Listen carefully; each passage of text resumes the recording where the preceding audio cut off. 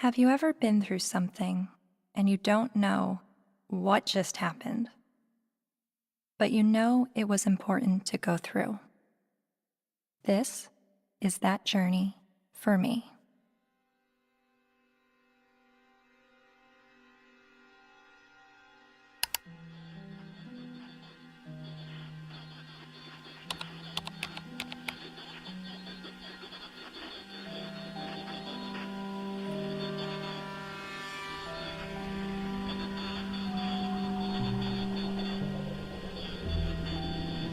Misogynist rantings would be at home in the far-reaching internet subculture widely described as the men's rights movement, a toxic distillation of the worst aspects of American sexism.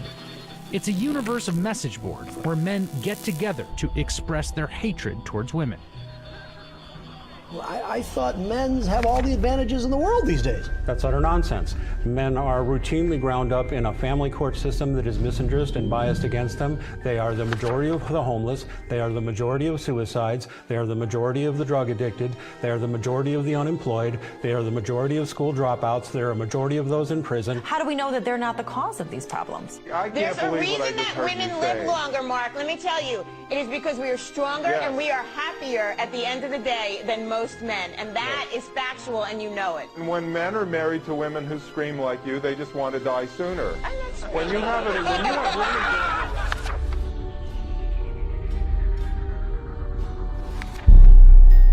A voice for men, an online hub for men's rights activists, and they were founded by a man named Paul Elam. It's a website called A Voice for Men that's run by a man named Paul Elam, which is male spelled backwards, but it is his real name, apparently. It's a gathering of women haters. The Southern Poverty Law Center has classified that group and men's rights groups as hate groups. He wrote a piece declaring the month of October to be Bash a Violent Bitch Month. I mean, literally to grab them by the hair and smack their face against the wall, he wrote.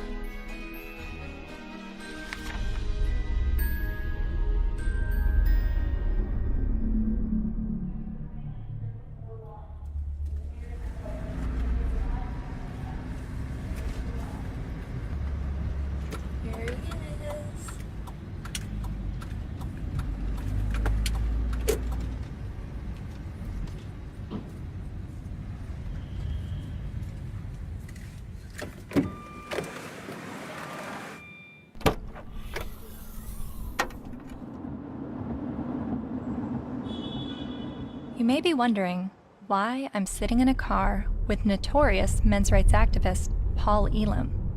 That's a valid question, and to answer it, I need to start at the beginning of how I became a feminist. I was a quiet kid preferring to observe from afar. My mom put me in theater classes when I was 8 years old to break me out of my shell, and I loved it. So much, to the point that I decided to move to Hollywood when I was 18 years old to become an actress. What I wasn't prepared for was to be pigeonholed as the blonde who always died. Billy?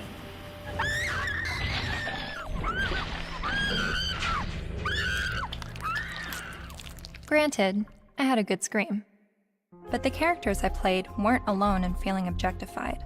I was commonly harassed on the streets, hit on by married producers, told by photographers to come back when I lost 15 pounds and got a boob job, and a plethora of other uncomfortable experiences, all while still being a teenager. I started to realize my role in the world seemed a little too similar to the unfortunate roles I was auditioning for, and it was not how I saw myself or the person that I wanted to be. So, I quit acting and bought a video camera to tell the stories I wanted to tell. And now, I've been making documentary films since 2008 when I was 21 years old. Most of my work has been about women's issues and sexuality. I've covered a range of topics from the phenomenon of purity balls to reproductive rights, single motherhood, and LGBT rights. After releasing my film in 2012 about marriage equality, I was at a loss of what topic to explore next. And that's when two horrific stories broke the news. 2-star high school football players in Steubenville, Ohio, have been found guilty of raping a West Virginia teenager. The video shows the former Steubenville student callously joking about the incident. That's like rape. It is rape. Bro, they raped her. You know, you do it? Bro. They raped her. This is the funniest thing I've ever seen. Outrage across India as a 23-year-old woman, the victim of one of the most horrific rapes India has ever heard of.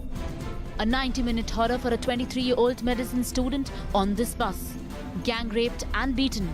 Her friend assaulted and thrown out of the bus. Every day, every woman is facing violence on the streets. I started to research this rape culture.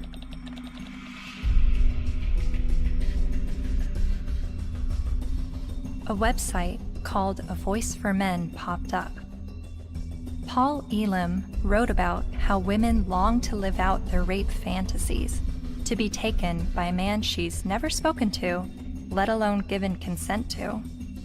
As I read, I was asking myself, is this the rape apologist that I've been hearing about? The victim blamer who perpetuates rape culture?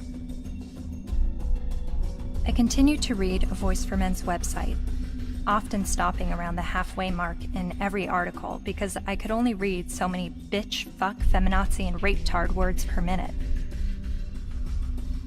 But even still, I kept reading, and thinking, and reading some more. I was trying to understand how these, what I perceived to be women haters, could have so many followers.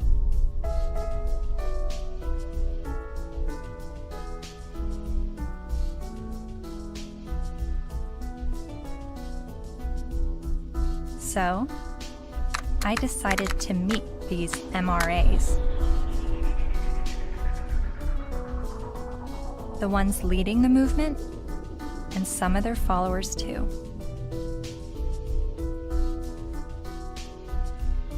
And this begins my journey down the rabbit hole.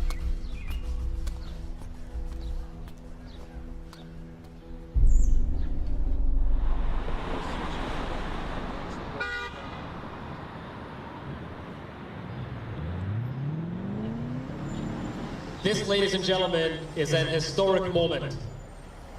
Never before has there been a gathering of this magnitude to support men's and boys' issues. We have got serious problems. I have been working in this area advocating for the rights of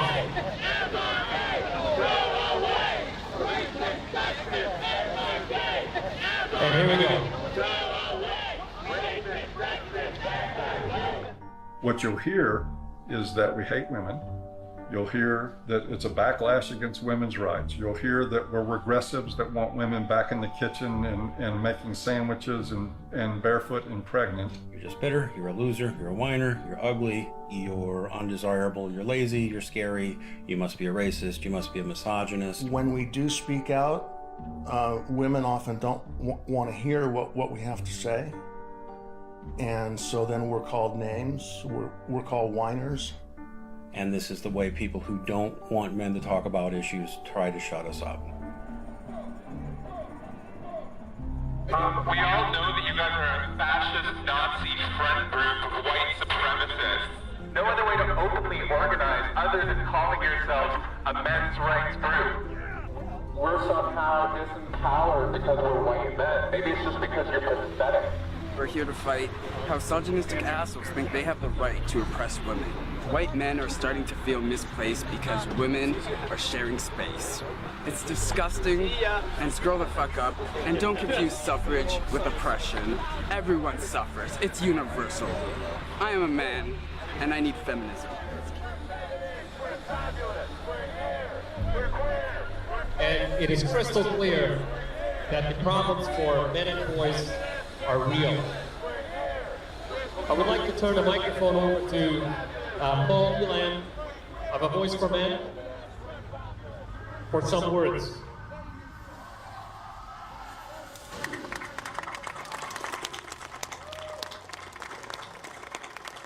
This is a historic day.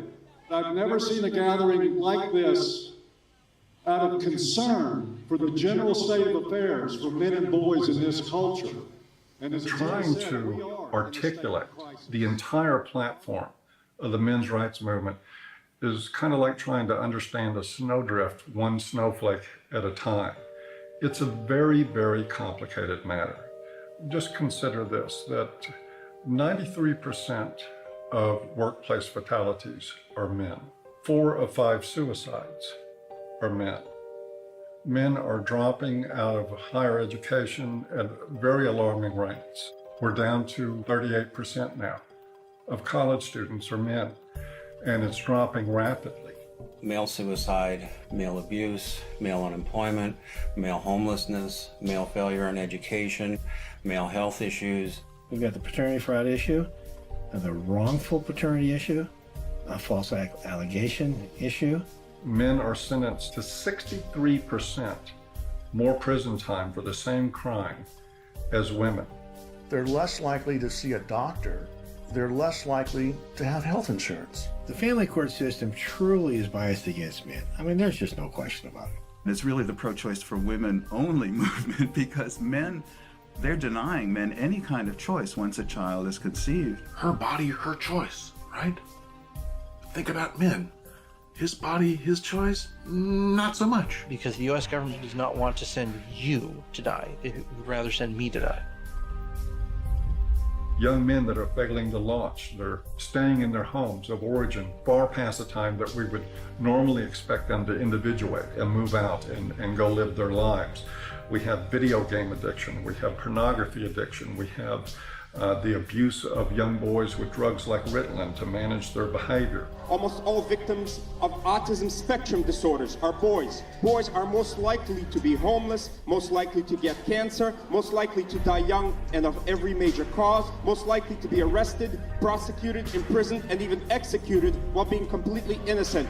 It doesn't matter what their race is, it doesn't matter what their ethnicity is, it doesn't matter what their religious or non-religious views are, it doesn't matter if they're gay or straight.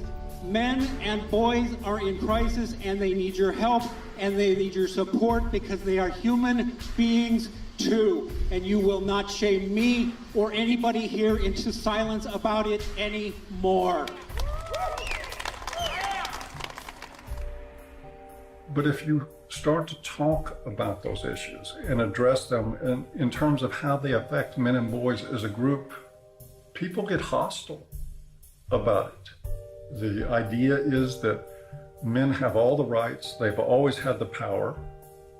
But if that's true, why can't men talk about their problems? And that's what really got me interested in this to begin with. Shortly after I began filming men's rights activists, I realized my own views were being challenged. I kept a video diary throughout filming, and I've decided to share some of those diaries with you.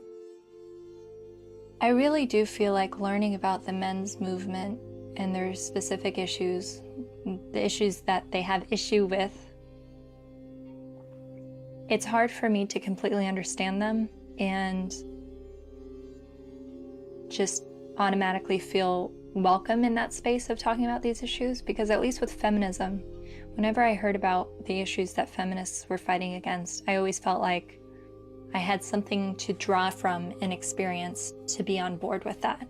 And that's always been why I've been drawn to the feminist movement, is because a lot of what they spoke about I had personal experiences with, and with the men's movement I have very little personal experiences with the issues that they talk about.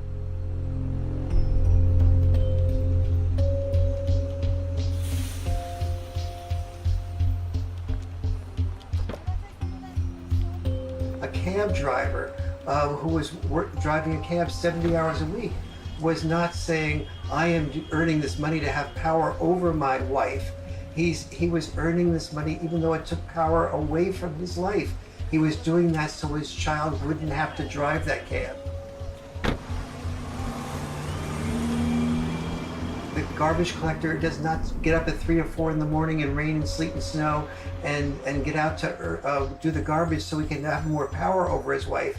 That's power he's losing over his life in order to make his contribution, his sacrifice, his way of loving. And this has been translated into the culture of, you make more money than women do, you must therefore have more power. Meet Warren Farrell, best-selling author and self-styled social anthropologist, leading an assault on our traditional thinking about men.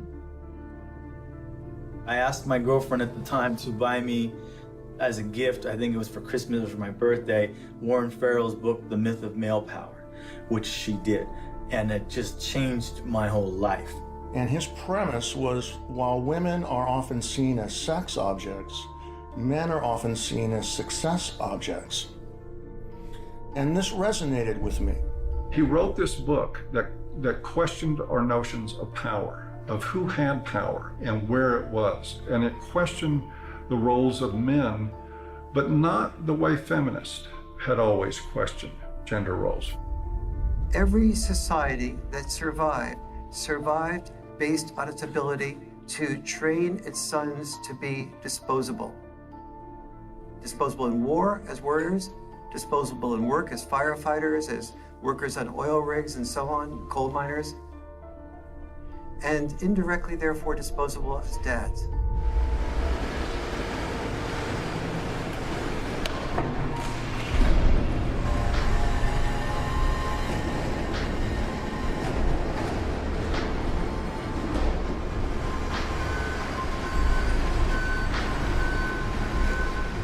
What happens in men's life when they're raised that they're worthless unless they're a provider?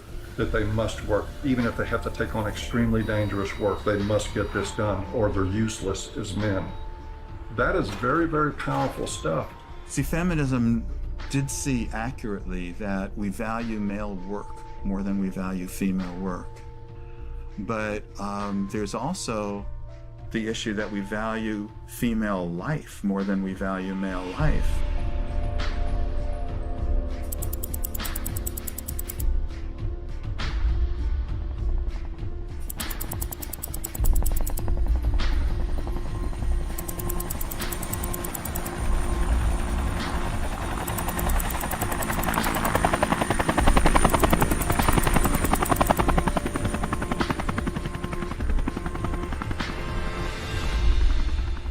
Even when that plane went down in New York City a few years ago, and that, the pilot was a hero for the way he landed it and saved everybody. Word arrived over the citywide fire frequency that a commercial jetliner was in the water with 155 people on board. Then, over the next few minutes, the doors opened, life vests were inflated, and women and children first, everyone got off that plane. They saved all the women first. That's still, when I went on a cruise, there's still women into the lifeboats first, not because you're a man, so you should be able to swim halfway across the ocean, but because you're a man, you're expendable. We have to look at not just the glass ceilings, but also the glass cellars. And Paul, I think as you were saying, we have to look at men just not only as human doings, but also as human beings. When you survive because somebody else is willing to die, like in war, then that you are immune to the pain of the people who are dying because you have an investment in their being willing to die. You say, I will build a statue, I will remember you in a history book. But if you look at that from another perspective, that building of the statue or remembering you in a history book is a bribe to be willing to die so that I can live.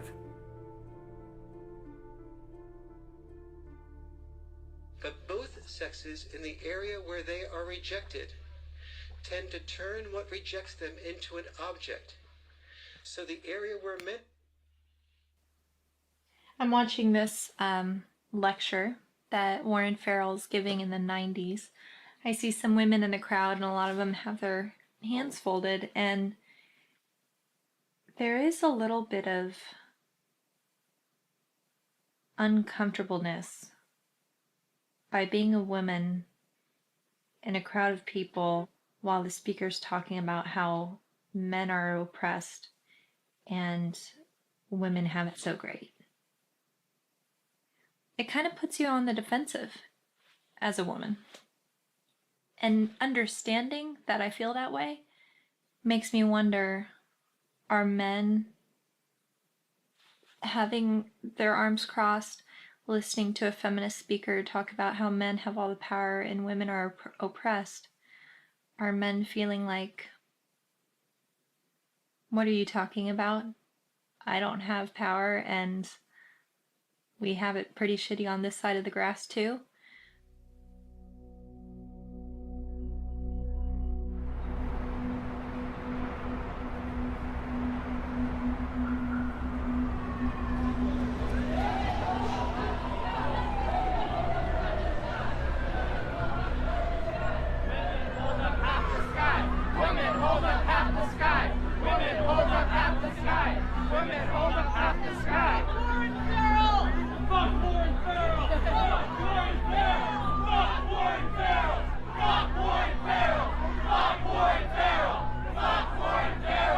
In 2012, Dr. Warren Farrell was speaking on behalf of men's issues at the University of Toronto in Canada.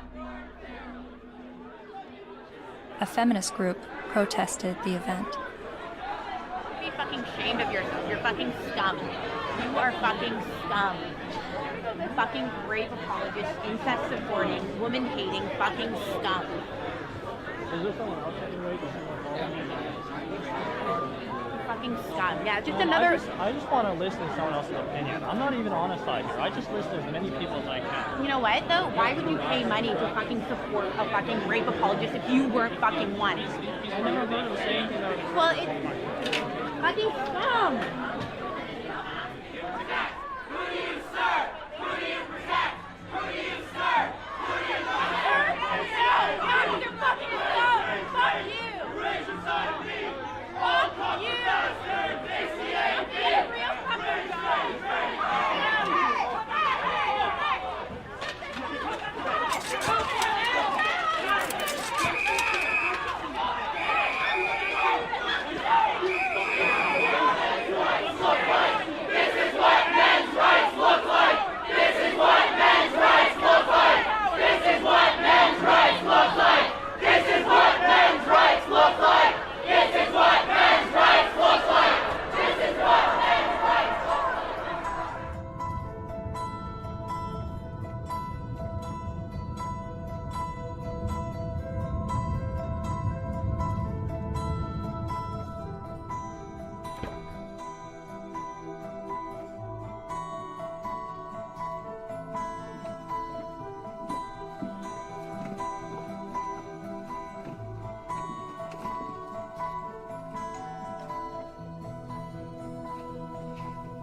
Hi, how are you? I'm Cassie. You're Cassie. Oh, for some reason I thought you were a male, which I'm just delighted that you're a female. Well, thank you.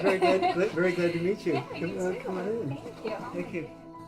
But Farrell wasn't always so attentive to men. In fact, for years he focused almost exclusively on women's issues, rubbing shoulders with feminist leaders like Gloria Steinem. And he's still a card-carrying member of the National Organization for Women. I believe that women cannot hear what men do not say. And he's got a lot to say to both men and women in his provocative new book, The Myth of Male Power. I was making a very significant amount of money speaking around the world on behalf of women's issues alone. I went through a period of forming men's groups. And then when I listened to them, I thought, well, gee, this will be really helpful to present to audiences so that they can understand not only women's side, but men's side too, because I was really totally in the feminist camp.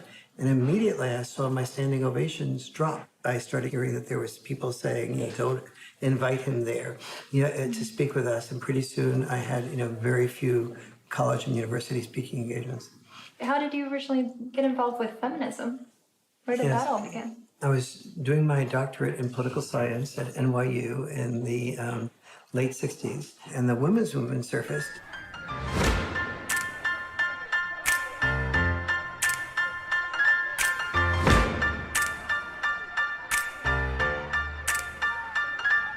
And I started to say, this is the most exciting thing I've ever heard, because I'd heard of civil rights, gay rights, But suddenly, women were saying, I don't want to be confined to just being a homemaker or a secretary.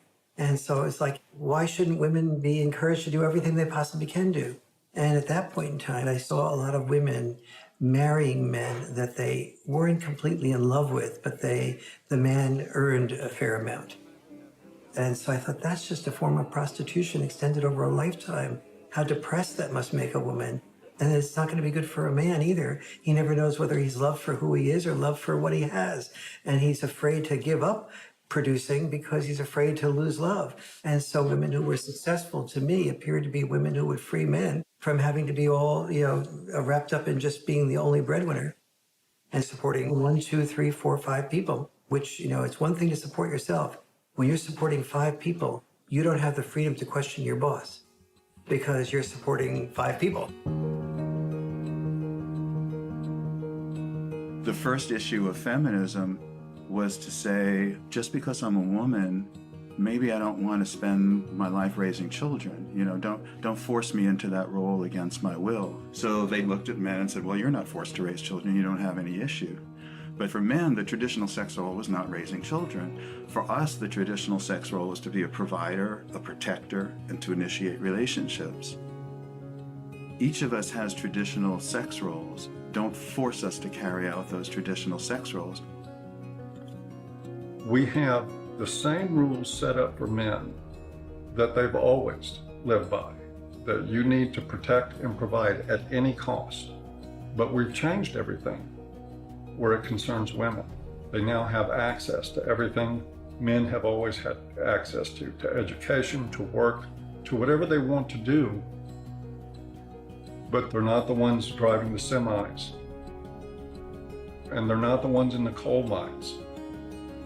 You don't hear the National Organization for Women complaining that there is just not enough female ditch diggers. It is still men carrying the lion's share for what it takes to operate and maintain this society. And it is still the expectation that if somebody's going to go down with the ship, it's going to be men.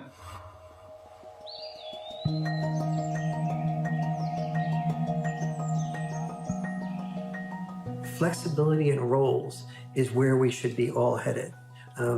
Any men's rights activist that I would support the portions of the women's movement that is encouraging women to have more flexibility in roles.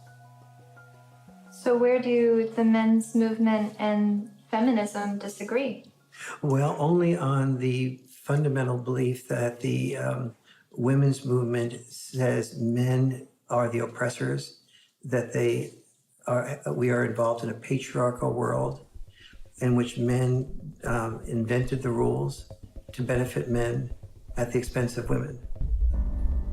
But don't we live in a patriarchy? When most of the world's nations still have never had a female leader.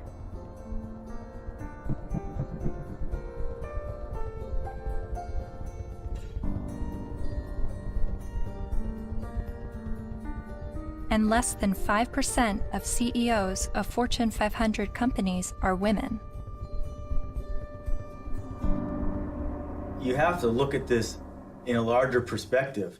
Patriarchy is the result of gender roles and not the vice versa.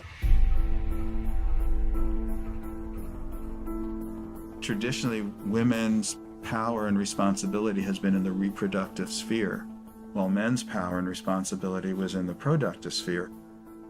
You have to reproduce to continue the species, and you have to produce to feed people so that they can reproduce. So, it's like they work together.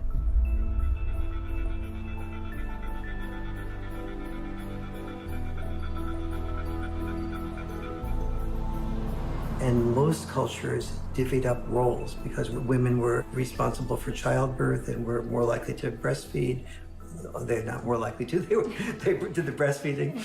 They tended to be involved in the role of raising children.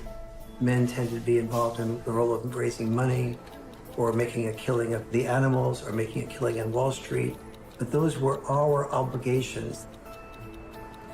So that's why industry was male-dominated and government was male-dominated, because that was our job. And so what we call patriarchy is men giving into the expected roles that they're supposed to give into, and many of those roles are very harmful. Working exceptionally long hours, difficult hours, dangerous jobs, getting killed on the job. Even politics, a lot of people describe as masochism. Imagine what it takes to be a successful politician. Imagine how much of your personal life that you give up, how much you work, how much privacy that you sacrifice, how much freedom in your day-to-day life that goes out the window. There are more men willing to do those things than there are women. But also, just because men are the ones, for instance, writing the laws in general, doesn't mean that the laws are protecting men. You hear about patriarchy, right? All the evils of the world's from patriarchy, but we're the ones dying, you know? And we die for you guys, you know, to protect our families, our friends. In every society that's ever existed, women have had privilege and protection that men did not. For example, we never hear about how men were excluded from the Forced Labor Convention of 1930 for years. The Forced Labor Convention was an international treaty that banned slavery and forced servitude, but it made an exception for able-bodied males ages 18 to 45. Eventually, they got rid of that, but there was still an exemption for prisoners and military, which is 90% male. Stop pretending that you're oppressed and men are your oppressors. It's a lie, and it's a hurtful lie, and it's a hateful lie, and it's wrong.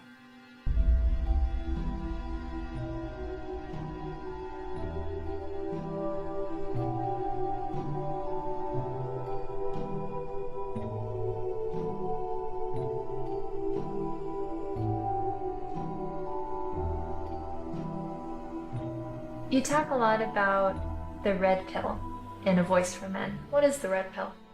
Oh, it's sort of a cultural slogan. It comes from the movie The Matrix, where the character Neo is given the choice between a red pill and a blue pill. You take the red pill, you stay in Wonderland, and I show you how deep the rabbit hole goes. And if he swallows the red pill, the scales will be peeled back from his eyes. He will see everything that he hasn't been able to see. And if he takes the blue pill, he'll just go back to sleep and live in his sort of unaware, semi-comatose state forever and probably be a lot happier. It's a pretty apt analogy. So what is the blue pill in this world? Well, the blue pill is the paradigm that most people live by, that men have all the power, that they've always had all the power, that domestic violence is a problem that's committed by men against women only, that sexual assaults are only committed by men against women, that women don't make the same money for the same work as men. Teach men not to rape. Only men can stop rape. Men commit domestic violence. We need to stop violence against women instead of just stopping violence. That is feminist training. The MRAs say that we live in a blue pill world where women are victims, men are perpetrators, and it's all a lie. And that we're brainwashed to believe this, and that it's not true, and that men are slaves in this world, and women are... I don't think women are necessarily the puppet masters, but I think they're saying that women have the easy way out, and men are, they're given medals and statues and written in the history books to justify them dying and being slaves to work or being used to progress societies.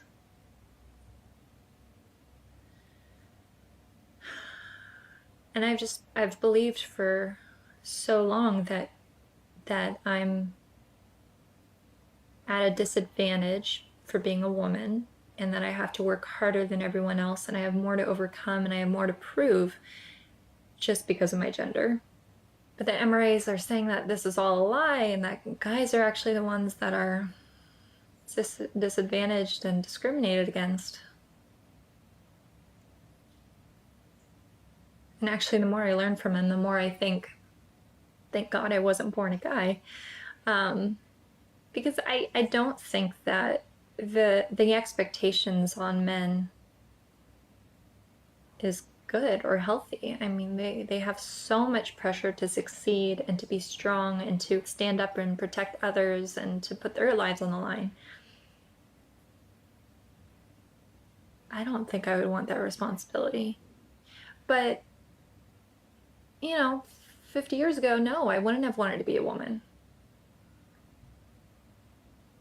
But now, I mean, maybe just it's right now that the tides are changing and women are have the better deal. Well, no, I don't know.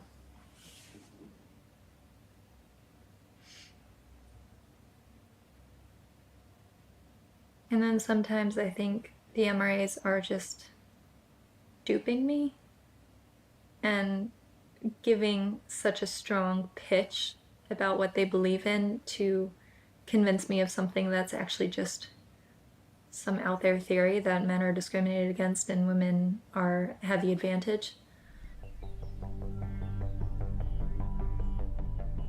Yes, this is Cassie Jaye. It's regarding a documentary about the men's rights movement. And we're looking for feminist voices now to speak in the documentary.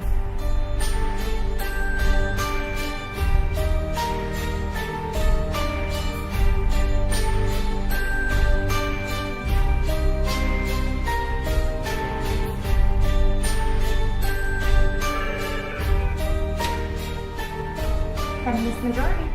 Yeah, hold on just one second.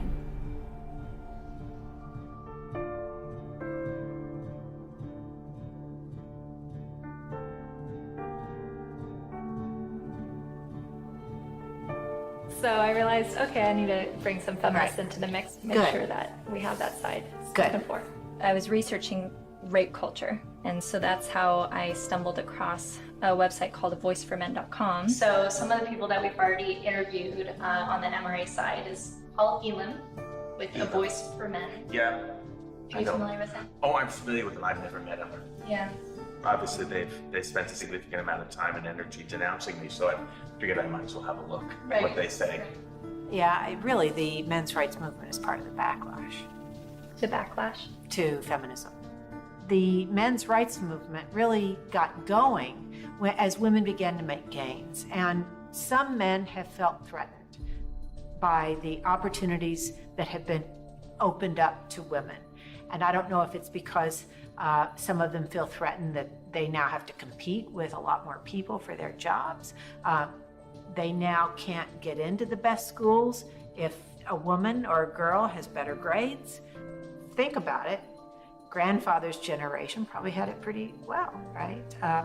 All of his needs, his shirts were ironed, all of that was always taken care of. Well, grow up. Realize the world has changed. And as much as the MRAs would like things to go back to the way they were, and use the argument that women have an advantage now, no person looking at the data can possibly say women have an advantage. We're just beginning to get a level playing field here. It's not tilted in our favor, I can tell you that. And they know it. They know it. But it's the constant distortion of the data. It's the spinning of a situation to make it look like women are somehow getting ahead, getting an advantage they don't deserve. It's part of the backlash.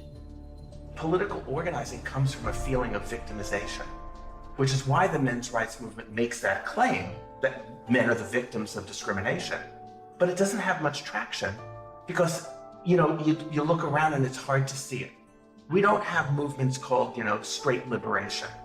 The question I would pose rhetorically is the men's rights movement really the gender version of the white nationalist movement? Because there are plenty of white people who say that they are the victims of reverse discrimination. So of course it's not going to have very much traction.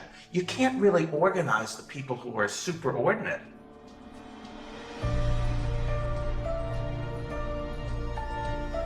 So do you think that men are being discriminated against in any way? Not under the law. Men are not disadvantaged under our laws. Or in the business world, as a class, men are not underrepresented on corporate boards or at the top of the Fortune 1000 companies. In the corporate world, in the business world, in a lot of parts of academia, in the military, in the sports world, still pretty much a male-dominated world, and where a lot of the privileges and power and status accrue to men. Men are advantaged over women, no question. No one can debate that, not with a serious, not in any seriousness.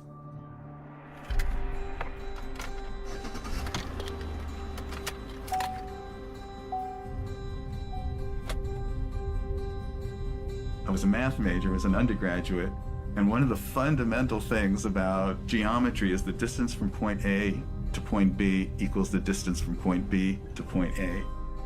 And if women are so different from men that men can't understand the female experience, we need to listen to women to describe it, then the male experience is so different from the female experience that you can't understand it. You need to listen to us. You can't really compare how men and women have suffered from sexism, because there's no way to quantify, that kind of suffering. So if a woman says, well, I miss 30% of my income,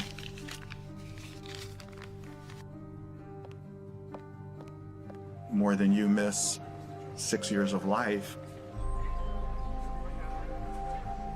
there's no way to quantify that. Or I've lost a job opportunity because I'm a woman. There's no way to say, well, I've suffered more than you because you've lost a kid because you're a man. We can't, but it is serious. And at least if you're denied a job because you're a woman, at least you can go to another company and apply for a job, But you can't, when you lose your kid, like you can't say, well, okay, I'll get custody of that kid, I'll try for that one. It's a terrible thing that happens. There was a case, the Serpico case. You might be too young to know the movie Serpico with Al Pacino. It was about a New York City undercover cop. He gets shot at the end of the movie and retires from the police force. And he was a real man, Frank Serpico. A woman after the movie, after this was made, decided she wanted to become a single mother and tricked him into fathering a child. And the court accepted that because she told her friends she was going to trick him, and they testified, and the court said, yes, you were tricked into it, and still awarded her over 90% of his police pension. So everything that he goes through in this movie to including getting shot, to earn his pension, she won by sleeping with him one night. My son's mom wanted to have children with me, and I had always refused, saying, you have this anger problem, you need to get counseling, I'm not going to consider having children with you until that's dealt with, because she would lose her temper almost every day and just use any weapon she could, and like a child's the perfect weapon. So I was really definite about that. But she also used to proofread my articles for me. And I wrote an article for Playboy about Serpico. And when she read that, she told her friend she's going to trick me into fathering the child. She doesn't need my permission. And so that's how my son was conceived. Then she said, if you want to see your son, you have to stay in a relationship with me. But if you break up with me, I know all the things that a woman can do to a man. She read all my articles. She saw my talk shows. She said, I know all the things a woman can do to a man, and I'll do them to you. So that's what I had to deal with. Like everything that I had been raising awareness about for the previous 17 years, then she combined into one thing for me to live through. It's really ironic.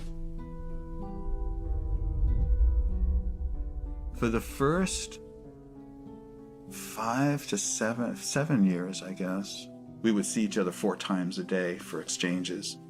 On average, every single day, I had to deal with some scene. A scene meaning she would just not show up, or she would hold the kid out and then pull him back and hold him out and pull him and just kind of play with me, or she'd let me have the kid and then she'd stand in front of the car so I couldn't move. You stay in Mommy Town tomorrow. You stay in Mommy Town for a couple of days, 2 days, and then you come back to Daddyville. Another time I saw her hold him by the shoulders and say, Daddy is a bad man. Daddy is a very bad man. And so he had to go through this long custody battle, and the decisions that they would make, you would just go, how? There couldn't be any explanation. You know, either they're absolute idiots or it's biased. There's just no other explanation for it. One other thing, his mom is obese and wanted him to be obese for various reasons. One thing is so he would identify more with her side of the family than mine, because we're all thin. Another was so that he would enjoy being with her more, because when he was at my house, he had to get activity, you know, and eat well-balanced meals and get his sleep and stuff. And at her house, they would bake brownies and stay up late and just watch TV. And so where would you, if you're a little kid, you know, where would you enjoy being more? But he self-reported to the mediator how upset he was about being obese, that the worst thing in school was when kids called him fatty, and how he cried. And his physician said that he's really concerned medically. And then what I did, he was at an age where he would imitate things that I would do. You know, I gave him a broken shaver, so when I shaved, he would pretend to shave. And what I did was I started weighing myself every morning and writing down my weight, the date and the weight. And I taught him how to read a scale. So he kept his own records. So I had 6 months worth of statistics to show consistently that every time he was with his mom for a few days, he'd come back weighing 3 or 4 pounds more, and then he'd lose it while he was with me. So they had, you know, that how much he was upset about the problem. They had his physician being upset about the problem, and they had the proof of where the problem lay.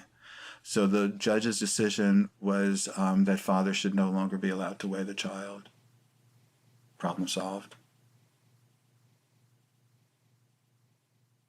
After 14 years, my body gave out. I got sicker than I've ever been. I realized I'm going to die. That's not going to do anybody good. I've got to give up the fight. So I gave up custody. And so I don't see my son anymore. He hasn't been in my house since. So I did lose him. Just like a dream. You're like a guiding light shining in the night. Fred claims that during his 14-year custody battle, he spent the equivalent of 5 years of his gross income on legal fees, mediators, and child support payments. I was really in his life a lot longer than most fathers would have been. It's something most fathers can't afford. You are so beautiful to me.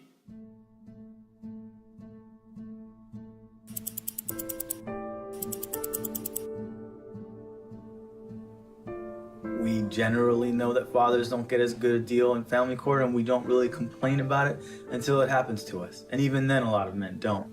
Many men's rights activists come into being men's rights activists as a result of getting a divorce, wanting to be equally involved with the children, and realizing that women have the right to children and men have to fight for children. When your family courts run on the supposition that mothers are more fit to be custodial parents and that fathers are more fit to provide a check every month and to become what we like to call Uncle Daddy, where they visit their children. To me, that's one of the greatest obscenities in the world, the idea of visiting your own children, where you get to see them for 2 hours on Wednesday night, and you get to have them for X amount of hours every other weekend, and you have no say in how they're brought up.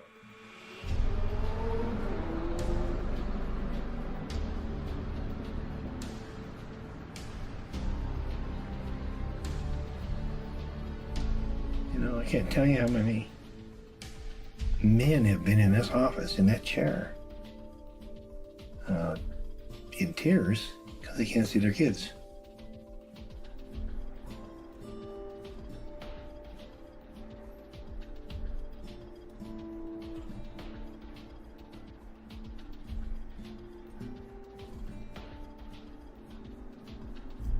some of this stuff ends up in horrific consequences. Like this gentleman here, that's his little son. They found him dead. Not the son, but the young man. In the desert with a bullet in his head. Day before the family court, where it became known that he was going to get to see his little guy even less. And of course, he'd been falsely accused one time after another. It had destroyed his life, it had bankrupted him, it had driven him into debt, it had caused him to miss work, he was about ready to lose his job, he was in the end of his rope, so he just decided to end it. The unfairness in the family courts, the unfairness in the way child support is so often structured, it's commonplace and it's everywhere. And the more you start to become conscious of it, the more you realize that it's there.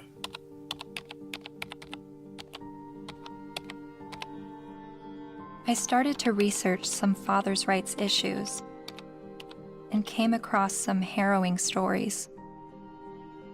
Like this man in South Carolina who found out his only daughter was adopted away by the mother without his knowledge or consent. His daughter was with an adoptive family in California, so he began his fight to get his daughter back. Adoption is for children without families, not children with a willing and capable family. And this man in Colorado who lost his daughter when the mother left the state to give birth in Utah where he wouldn't have legal rights to his child. He fought for 4 years in court and finally won visitation rights.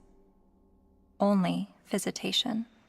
I can't explain the emotion, the happiness, just this hard fight, what this means to me.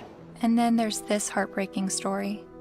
The 20-year-old father never left her side until he was forced to give her to adoptive parents this week after Kaylee's mother decided to put her up for adoption. In order to keep Kaylee, Colby needed to file paternity action, an affidavit, and a commencement notice with Utah's Vital Records a day before the mother signed the adoption papers relinquishing her rights. But in Colby's case, the mother only gave him a few hours' notice of what she was going to do. I would like her back. Men in the men's movement are not upset about having to be fathers. They're upset because they're not allowed to be fathers. That guy blows his head out, blows his brains out at the family court. And people don't think there's something wrong with that? And we just open the doors tomorrow for business as usual, and that's okay?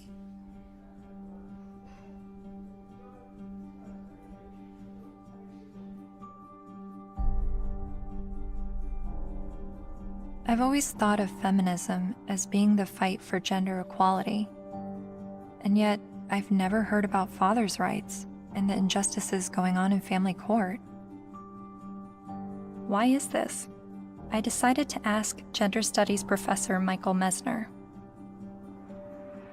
Well, I'll just say I don't think it's, I don't think that a lot of their assumptions are correct to start with. There's no doubt that there have been some men who get just screwed by court decisions and custody cases. But I think when you look at the broader patterns, it's still the case that in intact heterosexual families with kids, women are still doing the vast majority of the housework and childcare, and there's a lot of sort of father absence, lack of participation by fathers, some of whom I think then after divorce happens end up suddenly wanting equality, as fathers when they haven't really been participating equally as fathers before. So to me, it always kind of swings back to the feminist perspective of how we need to push for full equality across the board, including before divorces. And if we have that, then we might expect more symmetry after divorces happening. The more I researched fathers' rights, the more I realized how deep this rabbit hole goes. Not only in the amount of issues, but also in the vast array of perspectives on these issues. I decided to create a flowchart of what I thought fathers' options might be following a surprise pregnancy. I then put a green line for the paths that I thought would be good turnouts for the father, and I put red lines for the paths that seemed to not be good for the father. Then I created a flowchart for women's options, and did the same with green and red lines. And as I stepped back, I saw all the red lines for the women's options if she does not want the child. But something dawned on me. Of every path the biological father could go down, he's at the mercy of the woman's sole discretion. Although women have very difficult choices to make, she at least has the choice. But for biological fathers, they have no say over their parental destiny.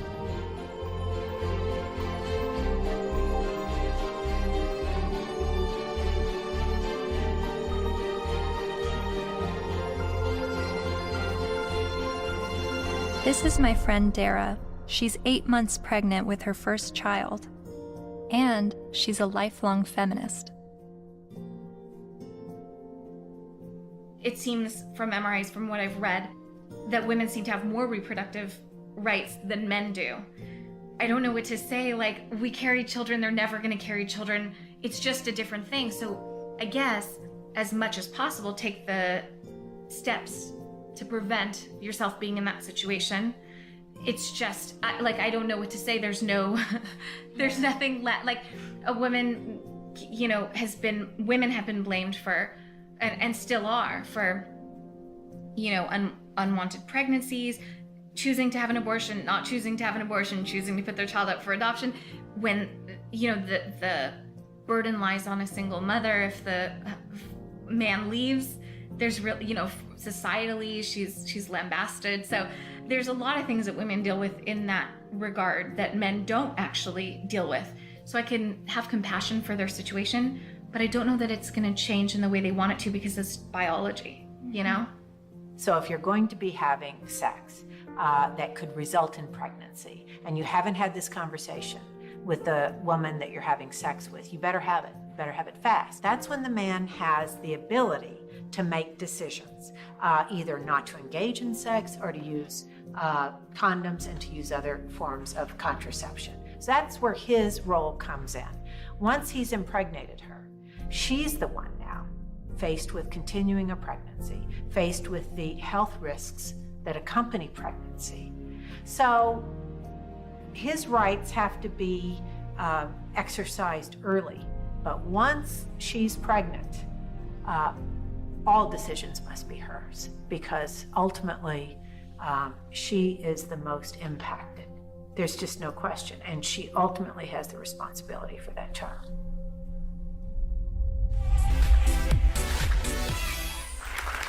So before we were married, he promised me we would have 2 kids, and now he doesn't want any more. My friends think I should trick him and stop taking my birth control. Men have never been in control of our bodies. We're the ones in control. Clap if you think that she should trick him. My people. Up next, everybody. So it sounds like men's reproductive rights are limited to the choice of whether or not to have sex and the choice of whether or not to use protection. But what if he's tricked into fatherhood? Or what if he's not even the father? What does paternity fraud look like? It's ugly. It's extraordinarily ugly. And we have to distinguish between paternity fraud and wrongful paternity. What's the difference? Wrongful paternity can be innocent. Okay, we went to a party. I had sex with 6 guys. I think it was when I was hanging out the window I got pregnant, but I wasn't sure. But, you know, if anybody knows that guy's name, would you please have him call me? And then she names one of the other guys, and he didn't have sex with her. It wasn't malicious. It wasn't intentional. She wasn't trying to harm anybody. She was just trying to figure out who it was. Wrongful paternity. More often, and less facetiously, okay, I'm married, I had an affair. Obviously here, there's all sorts of problems because there are more victims than the person who's named as dear old dad, who may be the wrong one. there's everybody involved in the family, like a situation in Texas where the family had 5 little towhead kids, all guys, all little blondos. And all of a sudden, one day, one of the little blondo kids gets in trouble, has to go to the hospital. They can't get a hold of mom. They get a hold of dad. Dad rushes to the hospital, needs to give blood. Whoops. Can't do it. Wrong blood. What? All the kids look alike. Turns out it was the guy down the street. You've heard of this case? No, it's a real case. So what happens to this family? Can you fathom what happens to this family? How do you think the kids feel when they find out dear old dad isn't dear old dad and it's the guy down the street? How do you think dad feels? That these 5 little boys that he still loves dearly, when he finds out they're not his bio children, but he still can't tear away because he loves them. He's devoted himself to these. How do you think he feels? I mean, it's horrific. Horrific. That's not wrongful, that's deliberate. So that's paternity fraud. That's paternity fraud. She knew who the father was and lied about it. Paul was right when he said, trying to understand the men's rights movement is like trying to understand a snowdrift, one snowflake at a time. There are unique fathers' rights issues that vary between unmarried, married, and divorced dads. But there are also men's rights issues for non-biological fathers.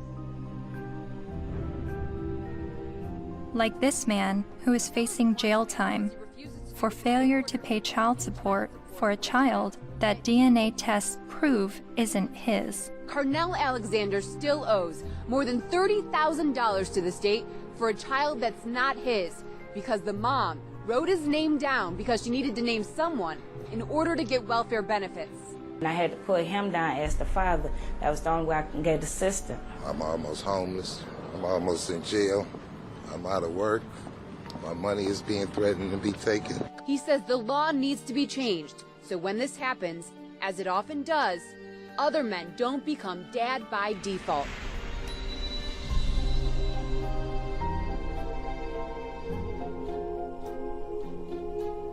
A lot of times people wonder about MRIs, why are you guys so angry? And my answer to that is, why aren't you? How can anybody look at this and not be angered by it? And the only answer to that I've ever been able to come up with is that people aren't angry because they don't see men as human beings.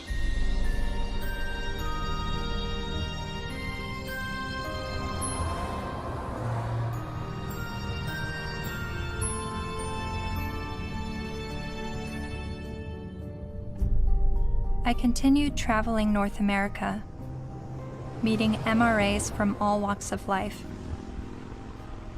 hearing their personal stories, their red pill moments. I met a young man who was sexually abused when he was 16 years old while living at a residential home for people with developmental disabilities. She's the only woman I've done anything ever with, partly because it just messed me up so much. She continues working there. She hit me in the face. She actually hit me throughout the house, chasing me throughout the house. When I reported my domestic assault to the police officers, I did not at all bring up the fact that I was sexually assaulted, because if he wasn't going to believe that I was a victim of domestic violence, there was no way he was going to believe that I was going to be a victim of sexual assault.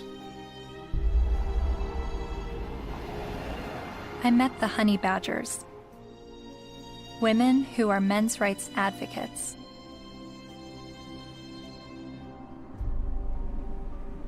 And then there was a 15-year-old boy, there was a 35-year-old woman, and then later on she came out of jail and she was able to collect child support from this boy that she raped. Yeah. After getting out of jail. So there's lack of fairness for men in the court systems. When police officers would show up to domestic violence case, there was often men were just taken away without asking what even happened. It's just presumed that men are the criminals.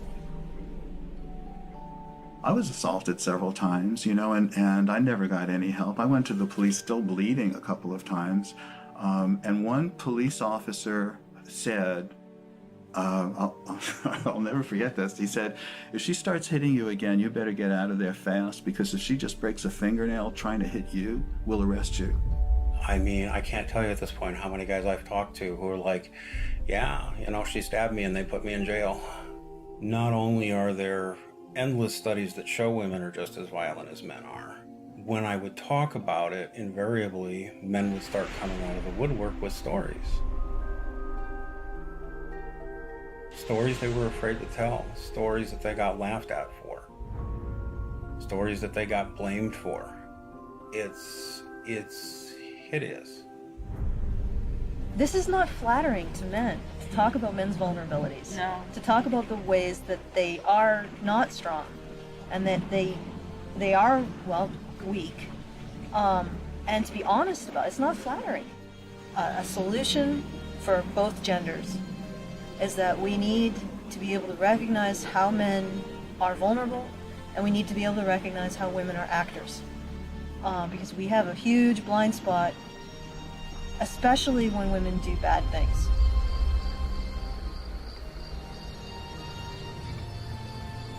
My best friend that I grew up with since kindergarten was being physically abused by his wife, who he'd been married to for 20 years.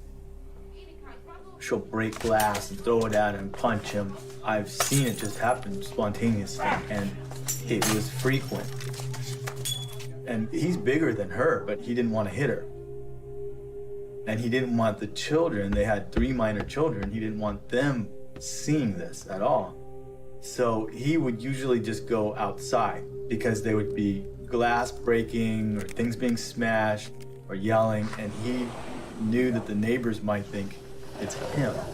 So he would go outside so the neighbors can see what's happening. Eventually I said, look, you need professional help, and so does she, and maybe the kids do too. So I called a bunch of domestic violence shelters. I just looked around online and I called, but every place that I called said, we don't help men. We don't help male men at all. And I started becoming curious about why that was, because I learned that these were state-funded shelters. And I know that men pay at least half of the taxes that fund these shelters if they're state-funded, and I just was wondering why. So basically, there was no place to take him, and it just continued. The problem just kept going.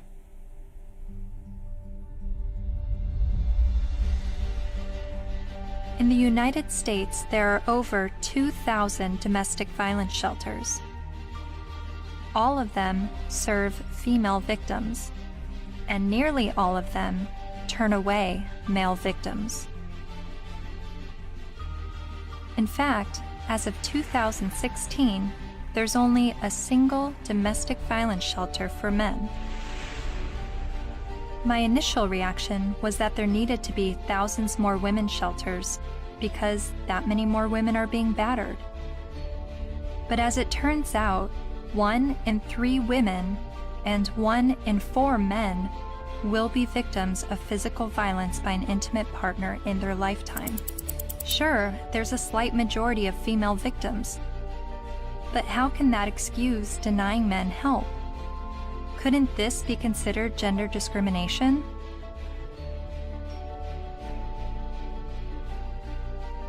Think of it this way. Roughly 78% of all suicides are men. If suicide prevention services only served men, wouldn't we see the gender discrimination immediately? If there are over 2,000 women's shelters that turn away men, and only 1 shelter for men, obviously the resources don't match the need. How are you involved in the men's rights movement? Well, from the very beginning, when I first opened the Refuge, which was in 1971 in Chiswick in London, almost as soon as I took the women in, I got a house for men. A Voice for Men's editor-at-large, Erin Pizzey, founded the first ever women's shelter in 1971, and she is widely revered in the men's rights community. Because you see, what I knew from the beginning, most domestic violence is consensual. Both are involved. Sometimes one's the perpetrator, the other plays the victim, then it crosses over. It's not as though it's just all men or all women. It's both, and occasionally innocent victims, very innocent. Battered children grow up to batter, that's what I learned. Whether it be a man or a woman.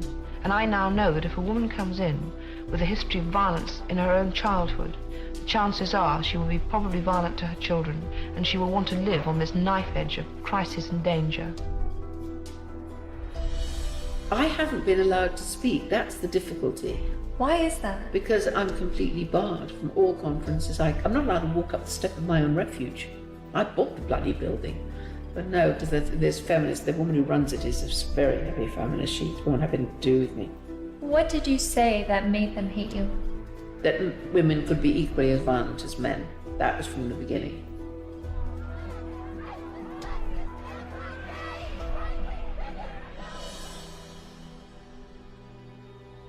Erin Pizzey says that 62 of the first 100 women to enter her refuge were just as violent as the men they left, and violent towards their children.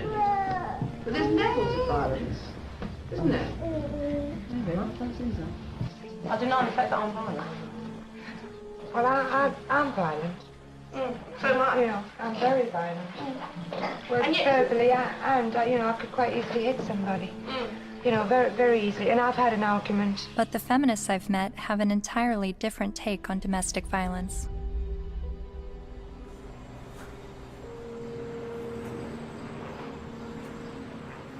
On the whole issue of domestic violence, that's just another word, really. It's a cleanup word about wife beating, because that's really what it is, or dating violence. And it's not girls that are beating up on boys, it's boys that are beating up on girls and using violence to intimidate and to control.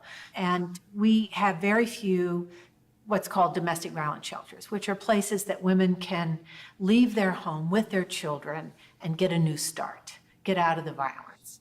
But there are not nearly enough of them. We need more funding and more resources, because it is a tremendous disadvantage for women and girls.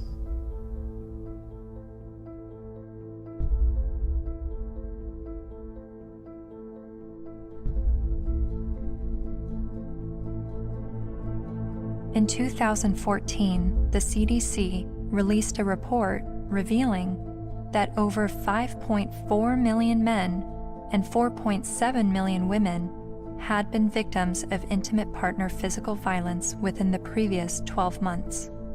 But then why does the media paint domestic violence as a women's issue? The World Health Organization says 1 in 3 women are abused by their partner. 1 in 3 American women experiences domestic violence or stalking at some point in her life.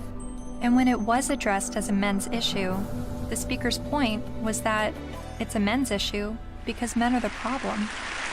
I'm going to share with you a paradigm-shifting perspective on the issues of gender violence. I don't see these as women's issues that some good men help out with. In fact, I'm going to argue that these are men's issues.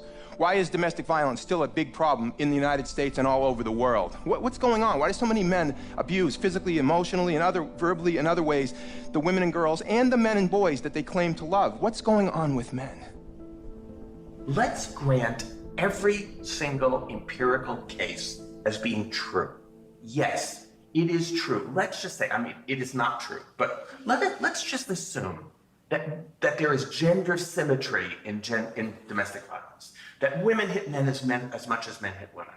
If I were to say that, I would say, and therefore we need boatloads more funding for domestic violence, to develop shelters and adequate interventions, because there's this hidden epidemic of men who are being beaten up by women. Or I could say, as the men's rights movement do, therefore we shouldn't have these shelters and we shouldn't fund them because the women are all lying. Well, it seems to me that if you really believe in gender symmetry, it's not that you want to, you're not questioning the number of women. You're just saying the number of men is high. You would want to join with women who are anti-violence to say, we have a real problem here. You know, it's not even a gender problem. It's a problem of women hitting men and men hitting women. We've got to get boatloads more funding. Let's work together. That seems the logical response to this. But instead they're saying it's like a zero-sum game. If we fund the women, then we're going to ignore the men.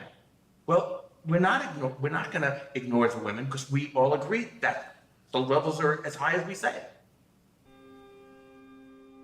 But it does sound like a zero-sum game when only women are receiving services in domestic violence situations. And of all the men's rights activists I've met, none of them question the number of female victims, but they are calling attention to the high number of male victims that are being dismissed. So why aren't men's rights activists and feminists working together? Michael Kimmel briefly said something that made me wonder.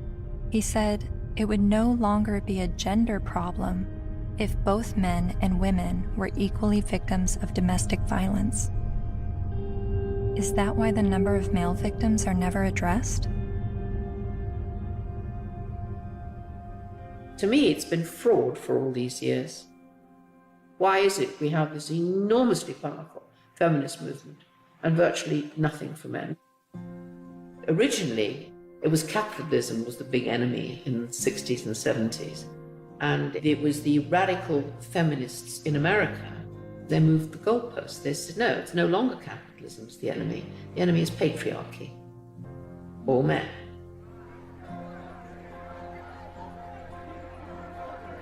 And that's how the women's movement began. And it was enormously successful. The new mood in the refuges was going to be that no men could work in refuges and can't today. They can't sit on the boards. And boys over 9 or possibly 12 can't go into refuges, or you call them shelters. Their mothers have to make other arrangements for them, which I find shocking. And it ring-fenced money. I think that that particular time when the feminist movement were desperate for funding because they'd run out of publicity, and they were desperate for funding, and they needed a just cause. And unfortunately, it fell into their laps. It's an enormous industry. I mean, violence against women, they get something like, well, it's $1 billion and over a year. And an awful lot of that goes on really supposedly rehabilitating men, but essentially punishing them with something that's called the Duluth model.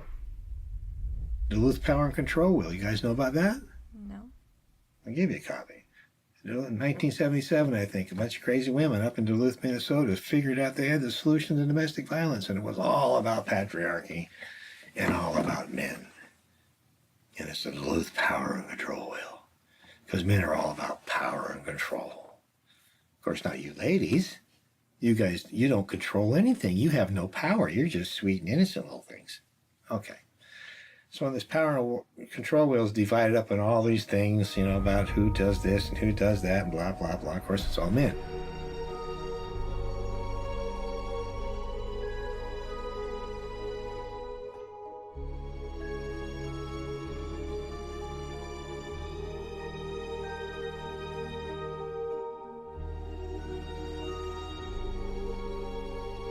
The entire domestic violence industry was founded on that. I think it's still 37 or 32 states in the United States that by law they have to use the Duluth model for battery intervention programs, and it's all shame, blame, and guilt driven.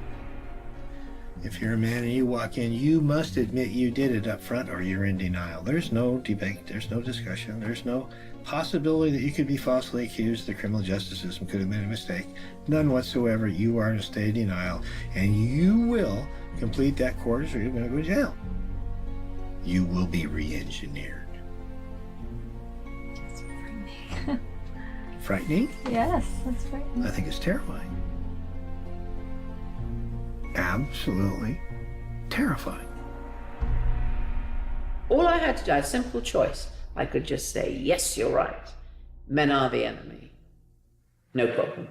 But I couldn't. I absolutely couldn't.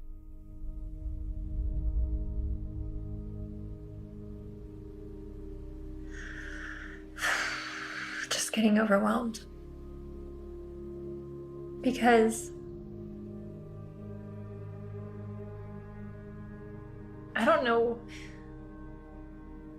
where I'm headed with what I believe and what is right and what is wrong and who is wrong and who is right, and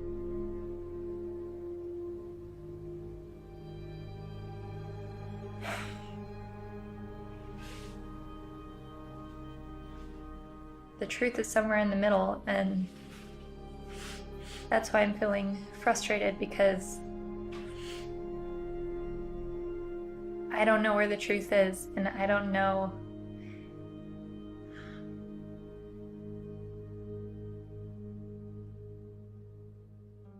When I decided to make a film on the men's rights movement, I never anticipated questioning my feminist views.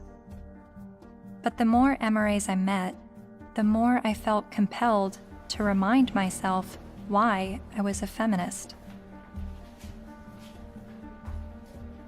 I signed up for a women's group. Welcome to our Women on Your Power workshop. Only 4% of the Fortune 500 companies are led by women. Women only hold about 14% of corporate executive positions and less than 20% of our governmental positions. I made video diaries complaining about how I had to change what I wore to walk alone at night, how much time it took me to get ready for work, all the housekeeping that was on my shoulders. In comparison to other gender issues, these videos seem trivial, but I made them nonetheless. I attended women's rights rallies. No to violence. That's what we are here for, to say no more to violence in any forms, especially against women and girls. I repeated women's issues in my head like a broken record. Female genital mutilation, sex trafficking, reproductive rights, maternity leave. And social media helped remind me of women's issues. We have fought for everybody else's equal rights. It's our time to have wage equality once and for all, and equal rights for women in the United States of America. We are struggling for a uniting word, but the good news is that we have a uniting movement. It is called He for She.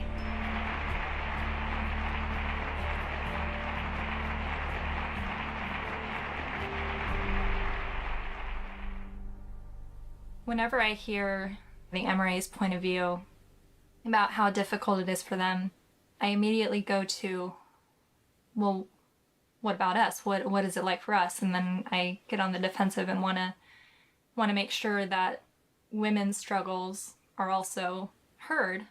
And I don't know if that's necessary, because the MRAs are saying that the feminist perspective is the mainstream perspective. But even when I hear their issues, I still want to speak up for the women, because I feel like, I don't know why I feel like talking about one gender's issues now neglects the other. And I guess that's what MRAs have been dealing with, is always hearing about women's issues and feeling like their issues are neglected. But whenever I hear them talk about men's issues, I feel like I need to stand up for women and say, this is what we're dealing with, an equal opposite.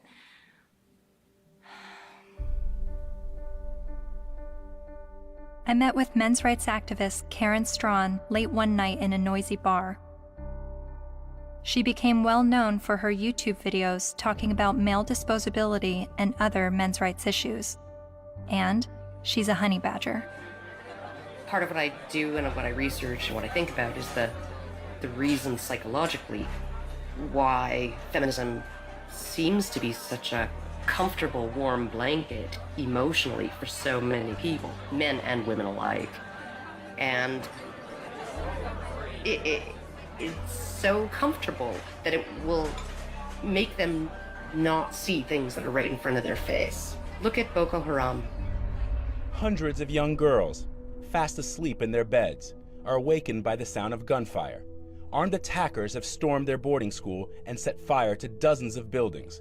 Nearly 300 of them are dragged from their dorm, loaded onto trucks, and carried away deep into the forest. From New York to London rallied yesterday demanding that the terrorist group Boko Haram bring back our girls. It just gets to the core of you, This unconscionable act was committed by a terrorist group determined to keep these girls from getting an education. And what happened in Nigeria was not an isolated incident. It is a story we see every day as girls around the world risk their lives to pursue their ambitions. I mean, you must have heard about that, right? That's being spun as a fundamentalist Islamic group that is so determined to be misogynistic and oppress girls that they want to deny girls an education. But they are not against girls being educated. They're against anybody getting a Western, secular, or Christian education. The initial attacks, and there were several of them, there were over 100 men killed and 1 woman killed.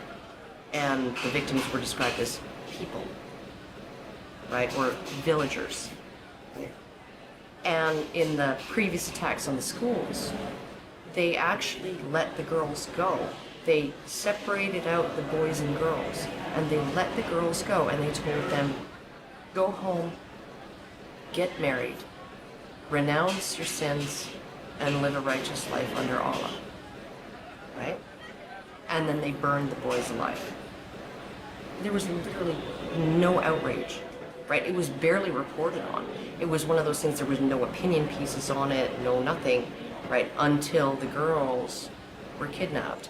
And look at it this way, because we played right into their hands, because they want attention, right? And they weren't getting any attention from the Western media when they were just slaughtering boys, right? They want attention. And what do? They kidnap girls and sell them into marriage or slavery, right? And everybody, the UN, Michelle Obama, Barack Obama, the UK government, the Canadian Federal Minister of Defense, right? They're all promising aid and help and equipment and personnel to help find these girls and bring them back, because this is such an outrage and oh my goodness, something needs to be done. Well, maybe if, like last year, maybe if we did something then, all of these girls would be safe in their dorms right now,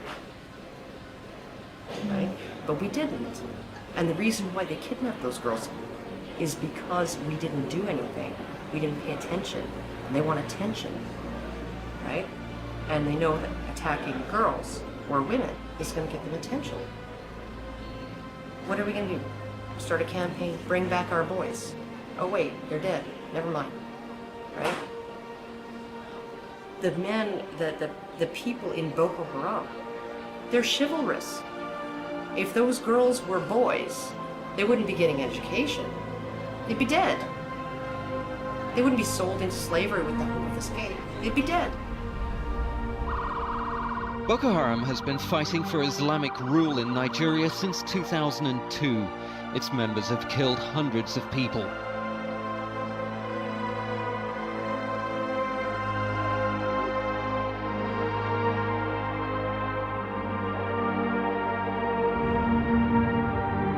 The most important thing is the men's movement is doing is being able to say, men need compassion and men deserve compassion. And to have that happen, I'm not expecting it in my lifetime. It's an ocean of pain out there. This stuff we're talking about has been going on for so long. And nobody listens. Nobody cares. It's one thing when you look at what happens to women and you feel normal, healthy outrage about it, and that should happen. But when you can look at what's happening in our courts to men, in our medical establishment to men, in our schools to men, and yet we remain so cerebral about all of it. Yes, well, that is certainly something to consider. If it were happening to any other group, we would be having protests from coast to coast. And the fact is that it is happening to men every day right in front of our eyes, and people will get angry at you if you try to talk about it. That's how deep the prejudice runs. But there have been protests, not with the intention of shining light on men's issues, but rather with the goal of silencing any discussion of men's issues. Like at Ottawa University, when Professor Janice Fiamengo attempted to give a lecture that questioned the feminist narrative.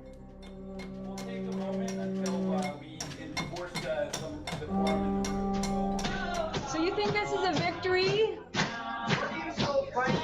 Yeah, why are you so frightened of hearing an opinion different from your own? Then there was the first international conference on men's issues in Michigan, where even Ms. Magazine urged its readers to protest the conference in hopes of shutting it down.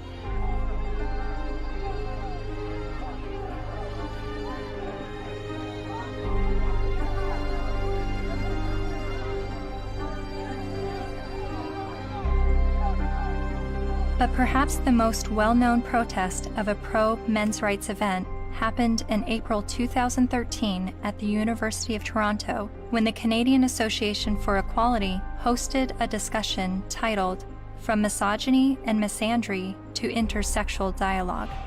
About in my 20s, when I went to Columbia to study art history, and that was in '68, and that was the height of the Vietnam War. And so suddenly I was confronted with the direct possibility of being drafted for combat. And I discussed that with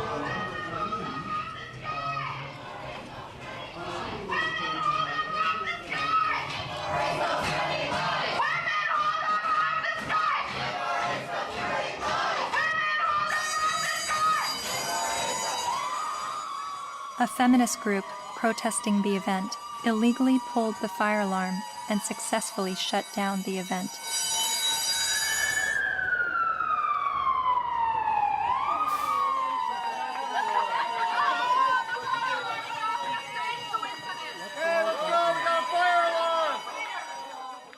Once outside the lecture hall, feminist protesters and men's rights activists got to speak face to face.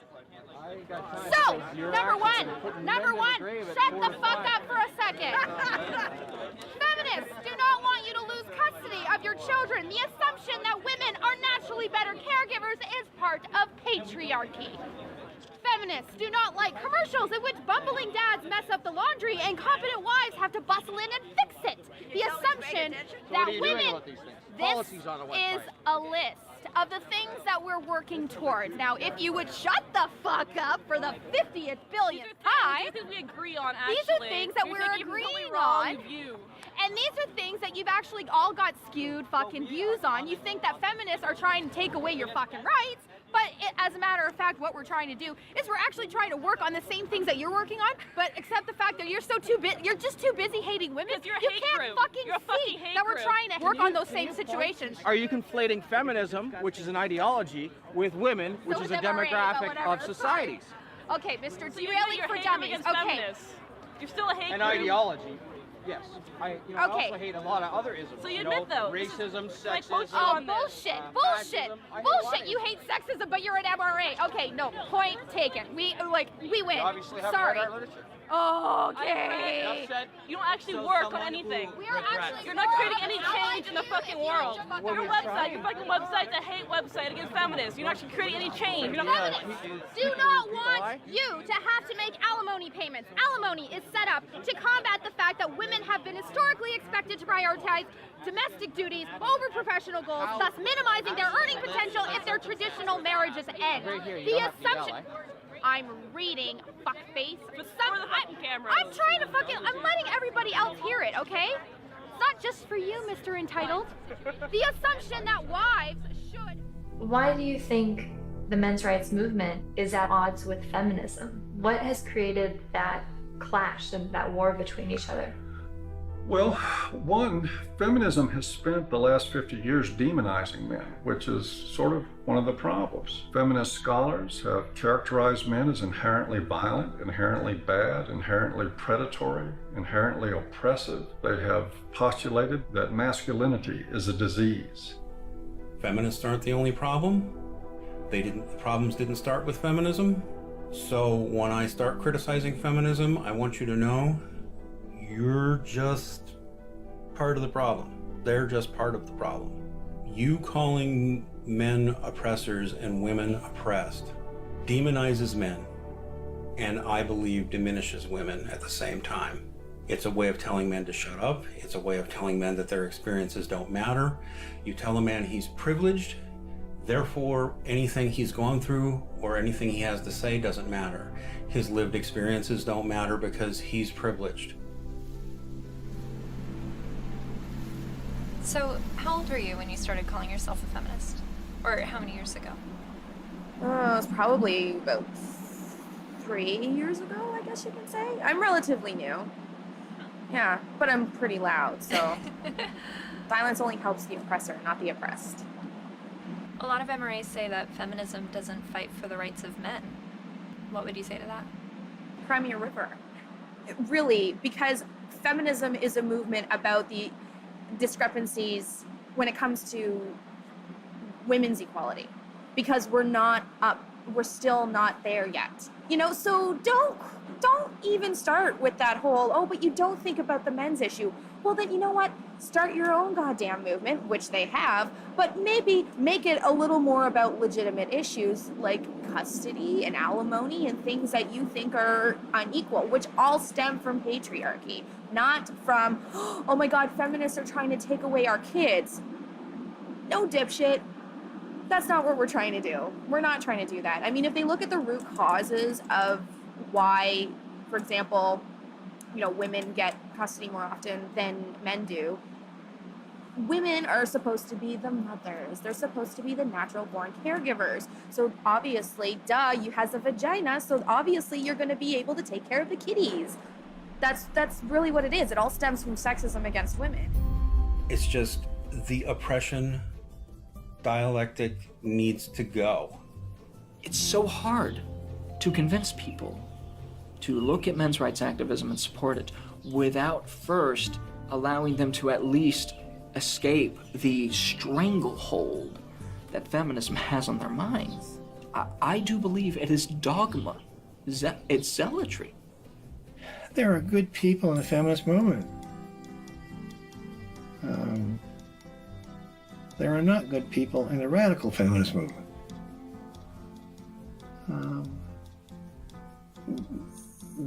That system is based on hate. And hate is, in my opinion, hate's the most destructive force in the world. They're so quick to call us man-haters or misandrists. Misandry for men? No. Like, they're so quick to say that when all we're doing is talking about, like, patriarchal societies and structures that we want to dismantle. Nothing against men in particular, but just saying, hey, this is the system that we live in, and this puts men above women, and it's not necessarily their fault, but hey, recognize what's happening here, and let's work together to dismantle it. The omnipotent, ever-present patriarchy, the invisible force that directs all of our lives, right? And causes all oppression and all suffering, right? Our devil. And the beautiful, wonderful force for justice, feminism, the way. It's the way. It sounds like religion. It sounds like religion. And oh my goodness, for a movement that's only about equality and isn't blaming of men. They name the force for evil after men and the force for justice after women. And this being a movement is very, very, very concerned about the implications of language. So concerned that if you call a firefighter a fireman, it will discourage little girls from aspiring to be firefighters. And sometimes discourage grown women from aspiring to be firefighters, right? By calling them firemen. But we can call the force for all oppression, we can call that essentially men. Patriarchy, right? And we can call the force for good and justice women. And that kind of language, that has no implications. We're not blaming men. We just named everything bad after them. They're really angry, and they're angry at women, they're angry at feminist women, but yes, men have gotten a crappy deal. But it's not the fault of women or gay people. When feminism says that they have no part in any of this, I think they're not being honest about it. I don't blame feminism for all of it, but I think they've had a role in it. They've written laws that discriminate against men. They fought to protect those laws, particularly in domestic violence areas.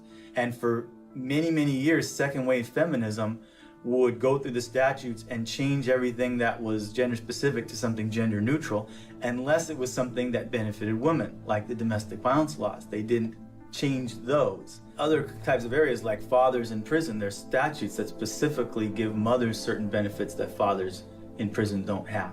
And I challenged that as well legally, but we didn't win on that one. When I wanted to get a commission on men, like the county has a commission on women, the feminists fought that tooth and nail.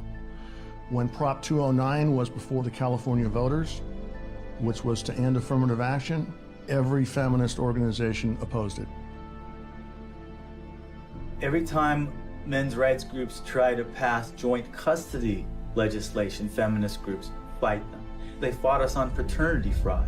The biggest opposition that I have faced has been from the radical feminists that said, we don't want truth to be the standard, because if we did, they wouldn't oppose automatic DNA testing at birth. And in countries like France, they're saying, well, DNA should mean do not ask.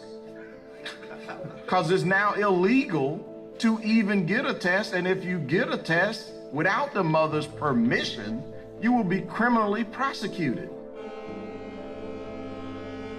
In Sweden, they tried to create a man tax.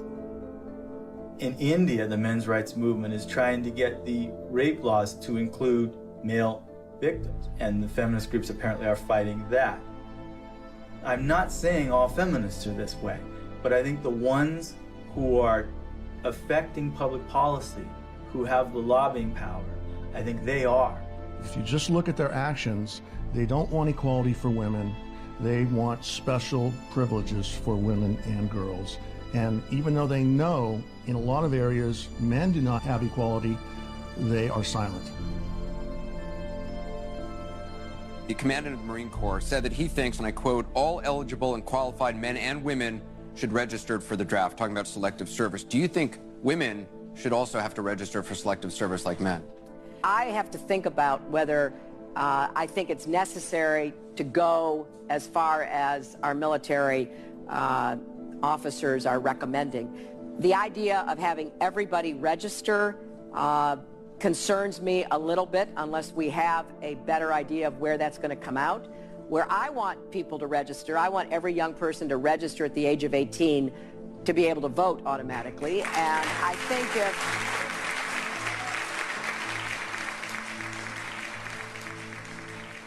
What's the motivation? People don't ask, what's the motivation? Do we need a men's rights movement? No, we need common sense. You know, but if there's going to be this women's movement, and this is the movement that's going to do all these things, then maybe we need a counterbalance. Something called a men's rights movement or a men's movement. But I hate to see either one of them. I think it's a shame. I think it's destructive.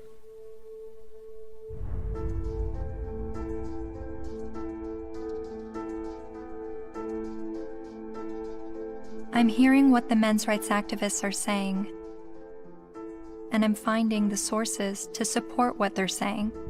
Men are just as likely to be victims of intimate partner physical violence. Men have little to no control over their parental destiny, especially when he's tricked into fatherhood or he's raising a child that he later finds out isn't his. The sentencing disparity between men and women is 6 times larger than the sentencing disparity between blacks and whites. So while a black man may be sentenced to 10% more prison time for the same crime as a white man, a man is sentenced to over 60% more prison time than a woman arrested for the same crime. Boys are falling behind in education. They are enrolling at lower rates and earning less college degrees. And while not all MRAs agree on the issue of infant male circumcision, most MRAs do believe it is a human rights violation.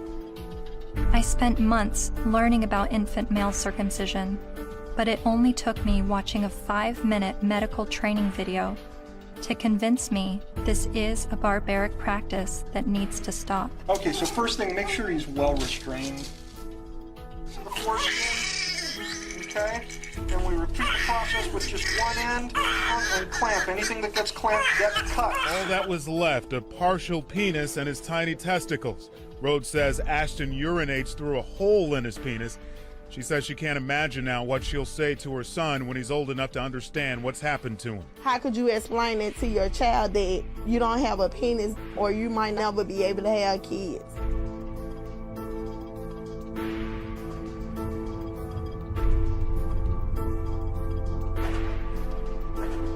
Yes, men are the majority of workplace deaths and injuries, war deaths, suicides. They have a shorter life expectancy. Warren Farrell makes the argument that prostate cancer and breast cancer mortality rates are similar, but funding disproportionately supports breast cancer research and awareness over prostate cancer. The red pill is about looking at these issues in an honest way, even when it's uncomfortable. And these things are uncomfortable, but without the willingness to set aside the programming and to set aside the false beliefs about what power is and what women are and who women are. Part of what we do is a pretty serious critique of both sexes. It's brutal, but critiquing the sexes is a real valuable thing. Feminists don't want you to do it though, unless you're portraying women as victim and men as perpetrator. The red pill is about understanding that men and women, like everything else in life, it's a mixed bag. You've got victims and perpetrators on both sides of the fence. And that's all. It's real simple. It's just not easy.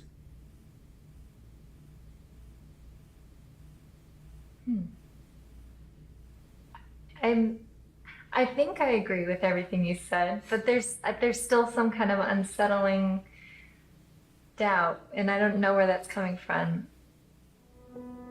I'm recognizing all of these very serious men's rights issues. But what I don't understand is how I could be agreeing with men's rights activists. Is this the same misogynist hate group I originally discovered online? The Southern Poverty Law Center has classified that group and men's rights groups as hate groups.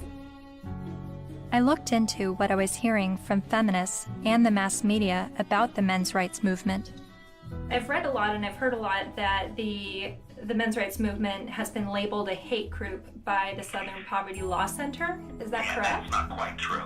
No, they got it wrong. No, this was somehow written up on some kind of anti-men's rights websites as us having listed them as hate groups and so on. That we didn't do.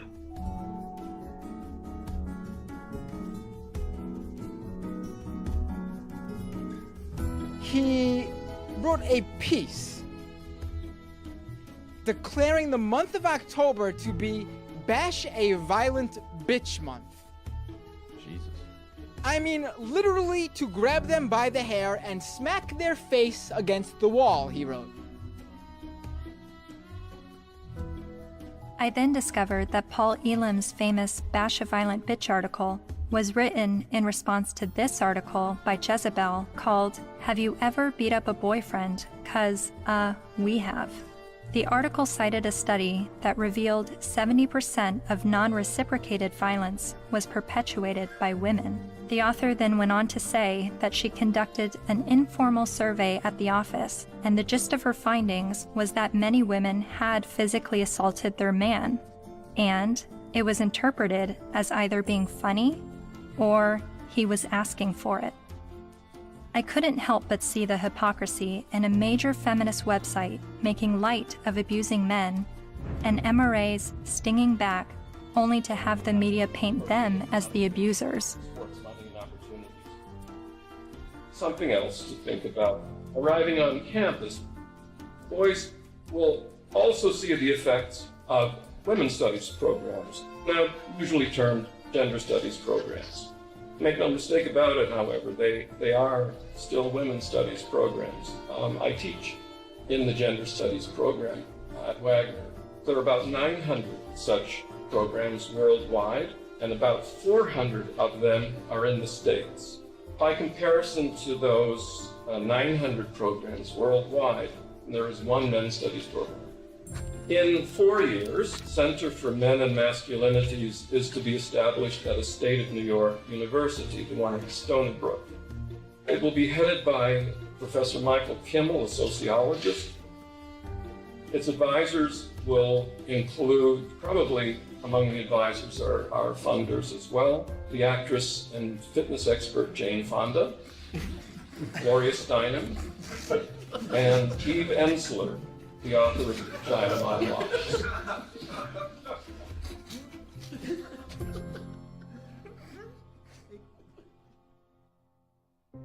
After my year of filming men's rights activists and feminists, my descent into the rabbit hole was not slowing down. My education on gender politics was really just beginning.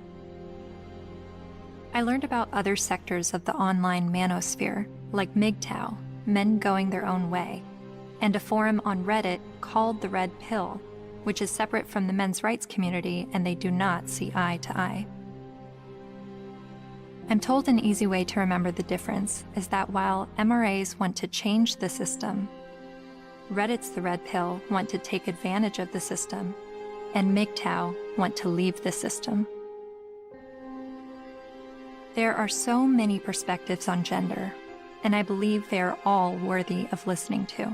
However, the conversation is being silenced.